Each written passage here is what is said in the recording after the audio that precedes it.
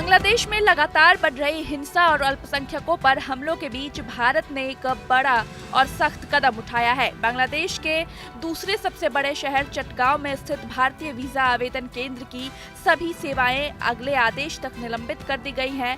यह फैसला ऐसे वक्त पर लिया गया है जब बांग्लादेश में भारतीय हिंदू युवक जीतू की हत्या और युवा नेता शरीफ उस्मान हादी की मौत के बाद हालात बेहद तनावपूर्ण बने हुए हैं।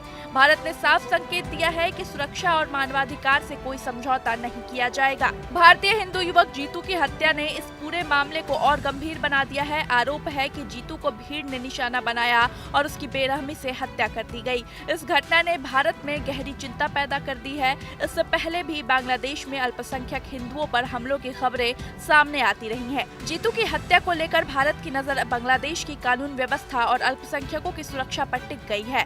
इसी पृष्ठभूमि में भारत का ये कदम केवल कूटनीतिक ही नहीं बल्कि मानवीय सुरक्षा से जुड़ा माना जा रहा है। इसी बीच बांग्लादेश की राजनीति भी उथल पुथल से गुजर रही है। छात्र आंदोलन के प्रमुख नेता और आगामी चुनाव के उम्मीदवार शरीफ उस्मान हादी को 12 दिसंबर को ढाका में चुनाव प्रचार के दौरान गोली मार दी गई है। बाद में इलाज के दौरान उनकी मौत हो गई। हादी की मौत के बाद देश के कई हिस्सों में हिंसा और तोड़फोड़ शुरू हो गई। चटगांव में भारतीय सहायक उच्चायुक्त के आवास पर पथराव की घटना ने हालात को और गंभीर बना दिया। इसके बाद भारत और बांग्लादेश दोनों देशों की सुरक्षा एजेंसियां अलर्ट मोड पर आ गई। भारतीय वीजा आवेदन केंद्र IVSE के अनुसार चटगांव में वीजा से जुड़ी सभी सेवाएं 31 दिसंबर से अगले आदेश तक बंद कर दी गई हैं।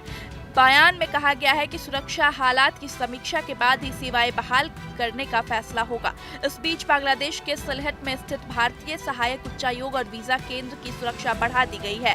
स्थानीय पुलिस अधिकारियों का कहना है कि कड़े इंतजाम इसलिए किए गए हैं ताकि कोई तीसरा पक्ष हालात और का गलत फायदा न उठा सके। शनिवार को शरीफ उस्मान हादी को ढाका में राष्ट्रीय कवि काजी नसरुल इस्लाम की कब्र के पास दफनाया गया, लेकिन जीतू की हत्या और लगातार हो रही हिंसा ने बांग्लादेश में अल्पसंख्यकों की सुरक्षा पर बड़ा सवाल खड़ा कर दिया है। भारत का वीजा सेवाएं निलंबन करना एक साफ संदेश माना जा रहा है। यह संदेश सिर्फ बांग्लादेश के लिए नहीं बल्कि अंतर्राष्ट्रीय समुदाय के लिए भी है कि अगर हिंसा और नफरत को रोका नहीं गया तो उसके कूटनीतिक असर तय है। अब सबकी नजर इस पर है कि बांग्लादेश सरकार हालात को कितनी जल्दी काबू में लाती है और दोषियों के खिलाफ क्या कार्रवाई होती है।